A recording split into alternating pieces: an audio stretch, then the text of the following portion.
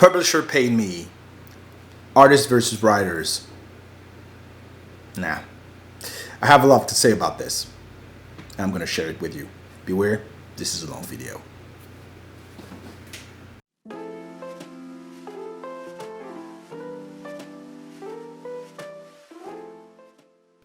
So it all started like a few days ago when these hashtag publishing paid me appeared on Twitter. And I understand that the intent was very positive. It was to highlight the differences between Black novelists, Black writers in the publishing world and the other writers, and how unfair it was, and how there was discrimination in terms of exposure and wages and prices. And yes, it's extremely important to tell it once again that we shouldn't have to have this conversation. All writers should be paid like decently, equally, and there shouldn't be discrimination based on ethnicity, race, gender, or anything. It's extremely important that the publishing industry acknowledges that, just like any other industry. Now, the thing that started to it morphed into something bigger when it kind of arrived on the comic book shores. Because in our little island, on a little comic book island, things are a little bit different. And it started like becoming a different kind of conversations because we understood that one, the comic book creators were paid way less than in the rest of the publishing industry, which we knew already, but now it's out in the open.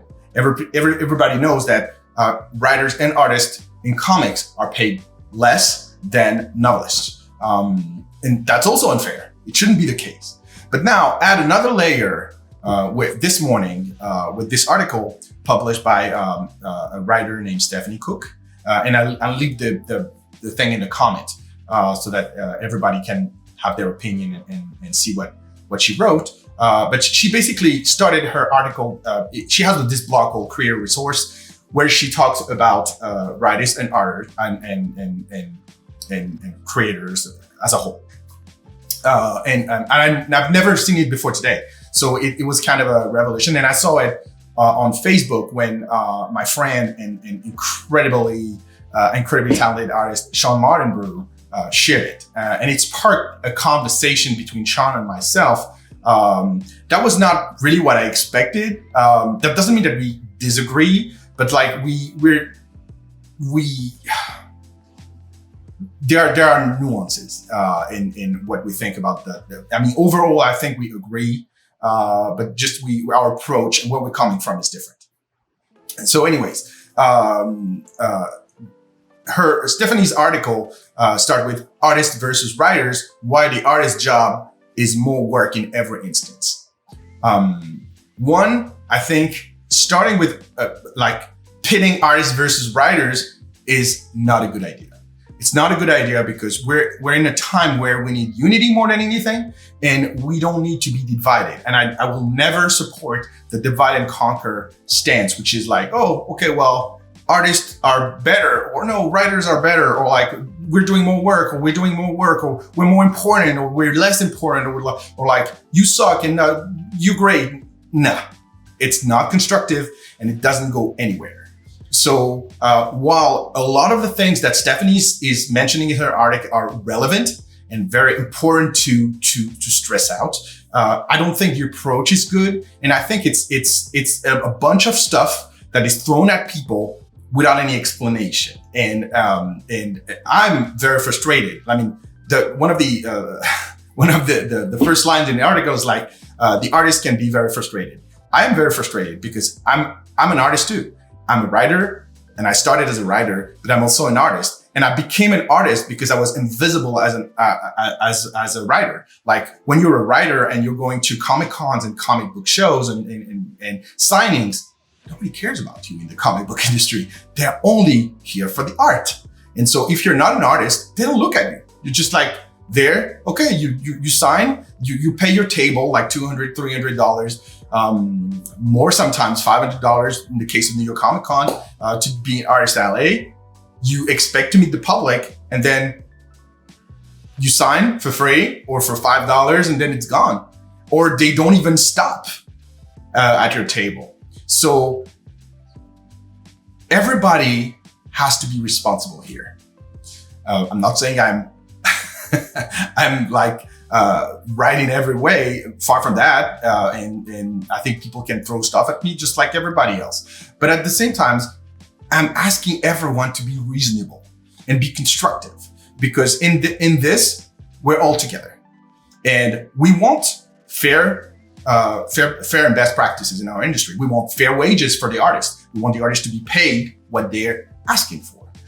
We want artists to be compensated for the huge work that they're doing, because arguably you will spend more time drawing a page than a writer will, even with research, spend writing it.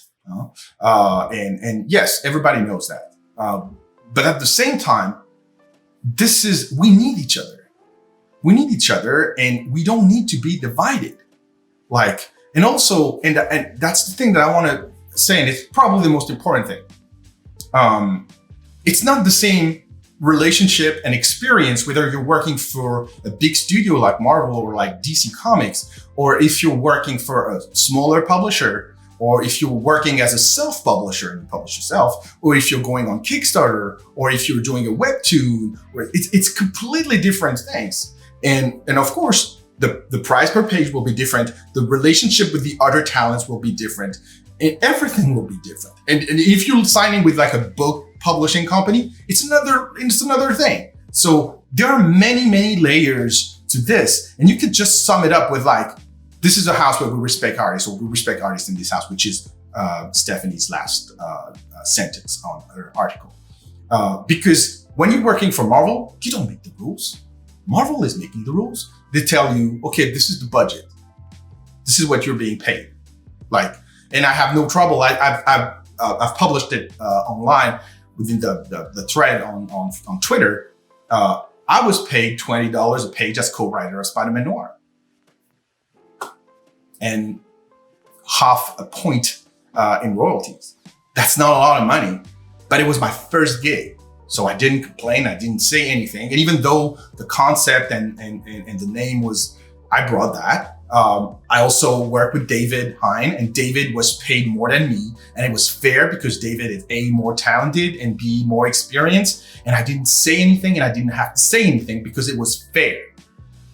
Now, I don't know how much Carmine Di Giandomenico, the artist, has been paid. I didn't know, and I will never until he tells me if he wants to, and he doesn't have to, because Marvel kept that information from us. And not everyone knows about everything. And the creative team is put together by the publisher through the editor, and that's the world you have to live in. So when you're asking for a price, and the price, they say, the publisher, in Kick Marvel says, because after the second series, I said, like, can I have a raise? Because $20 a page is not a lot. And they said to me, like, no, this is the budget that we have. You have to work within that. You're in or you're out. This is like the business. This is not about like creation. This is work for hire. It's supply and demand. That's what you could say, supply and demand. So clearly, I was in this zone where it was like, do you want to keep working for them? Or do you want to be out? I chose to stay. I chose to stay and add more issues to my body of work at Marvel, which is great. And like, if I had to do it again, I will do it again, because what I get from it is far more than just money. Is just like a legacy. It's something that I can build on. Now, for artists, it's very different, because if you have publishers who approach you and say, like, look, we only have like $50 a page or $100 a page. I can understand that this is A, unfair, and 2, frustrating. And that has to be corrected. Now, a lot of comics happen on the market. Why are they published? I mean, if you don't have the budget to pay your artists what they should be paid, why are you publishing them? What is the good reason? Why are you publishing them? It's just, no, doesn't make sense, right? Because if it's just like gross capitalism, it's not enough. And it's not enough to take advantage of talent. That's one. Or you can have like other deals. I mean, I saw a lot of smaller publishers say, hey, we don't have the money, we don't have the cash flow to pay in advance, but you have a back-end deal where you have that amount of money. Now, this is another territory. And this other territory is, okay, this is an investment. So I'm not saying that it's right or wrong, but it's another way of seeing things. And again, you have to be nuanced in all that. You cannot just say, oh, you have to pay more, period. Yes, you have to pay more, but you have to look at where the book is going to be published, how it's going to be published, who is going to publish it, who is going to be your creative team, who is going to be the marketing team, because we don't stress enough that marketing is extremely important in our business. Who is going to be the sales force? Are you going to have equity? Are you going to co-own the brand? Are you going to have to like a percentage on merchandising, on international sales, on everything? And look, this is a debate that is way bigger than it is. It is bigger than artist versus writer. It's a global discussion on the best practice of our industry. And I think that it's worth having that debate, but we can't just throw things at people and see what's going to stick, or just point fingers at creators and say like, look, writers, you're bad. Look, artists, you're bad. Not at all. Like, again, I'm going to talk about my experience because this is what I know best, and no one's going to be able to take it from me. But when I did my One Hit Wonder Creator Own, I had to pay my artist, and the artist left me. I left my first artist, I left my second artist, and then I had to hire a third artist. And all this I paid from my own pocket, and I paid fair wages, fair, like what they wanted. I paid them. And that's how it should be. Now, I told them, you will not get any royalties from the sales until I recoup my investment, because that's a lot of money. That's $20,000 over the course of the whole series. So, and I haven't recouped that investment yet. I haven't. I will, hopefully. But until I get there, I keep the money for myself because I need to recoup my investment. And again, this is legit. This is not something that cannot be argued. Now, I also want to broaden the debate with the media, because there are a lot of things about like, oh, the media are not highlighting the artist enough, or certain artists enough, which is a fair assessment. Yes, it shouldn't be all about the writers, because writers have this ability to speak easier, or they're better communicators than some artists who just want to be left alone and not talk. Yes, we should find ways for artists to express themselves in the media and showcase themselves in the media more, and also not making mistakes on their names when there's an article on them, or never forget. But it's also our common responsibility as creative teams. Like, if I'm a writer, I'm going to highlight my artist. I'm going to put him front and center. If I'm the artist myself, I'm going to expect that my writer is going to do the same for me. It's like quid pro quo, kinda. And it's important that we keep that in mind. We're a team, and the team is superior to anything. I remember a lot of people were kind of surprised when I released the Intertwined graphic novel in 2017, because Fred Pham Chuang, my co-creator and artist and friend, and myself are not labeled as writer and artist. We're labeled as storytellers. And that is not that I wanted to negate Fred's art. Not at all. I just wanted to highlight that we're as important. And what we contribute to a creator-owned comic, to a concept. And again, I came up with the concept and I offered it to Fred. But what Fred did with my concept is beyond my imagination. What he brought to the table is far superior than anything that I would have come up with. He's extremely talented, is an intricate part of that team, and he deserves more than his credit. And I will always say to people, look, I couldn't have done it without him. Yes. Same thing for One Hit Wonder. It started with me and Ariel Olivetti, and without Ariel, there wouldn't be any One Hit Wonder. He gave me the confidence to up my writing, to up my game. And let me tell you that even when my script was not to his liking, he was changing it. And I was like, okay, I have to accept.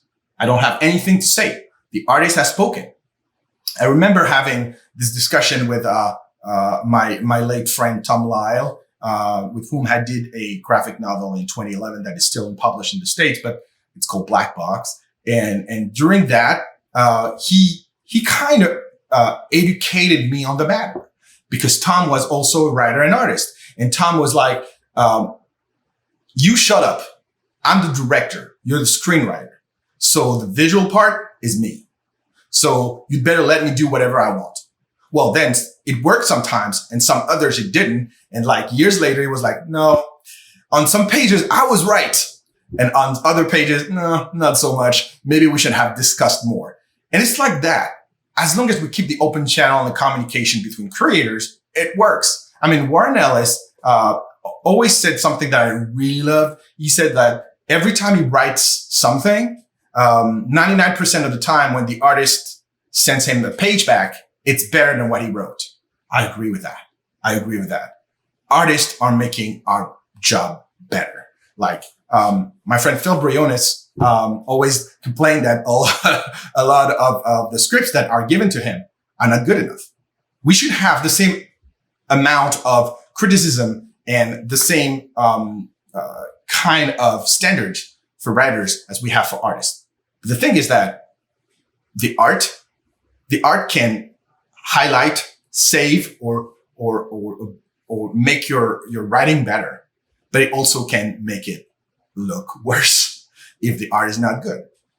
When you are selecting yourself the artist and you work in a creator-owned environment where both creators are equal and like can work as a team, it's easier. But when you work in the studio system where you're basically writing and you don't even know who's going to draw your comic, then it's more complex, because how can you guarantee? But then you have another thing. On top of that, you have a brand.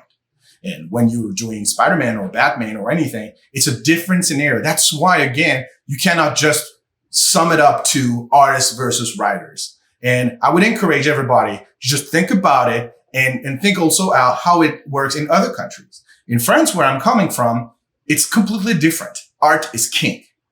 And writers are often like totally forgotten. Like, we don't talk about them. The media is only interested in the art.